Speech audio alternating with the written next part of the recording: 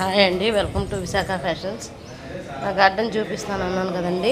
ఇదిగోండి, ఇవన్నీ బయట అండి, బయట ఇండోర్ ప్లాంట్స్ అండి. ఇవన్నీ కొద్దిగా ఎండ తగులుతుంటుంది, పర్వాలేదని ఇలా పెట్టాను. నాకు మొక్కలు అంటే చాలా ఇష్టం అండి. ఇదిగోండి పైన ఉన్న మన గార్డెను.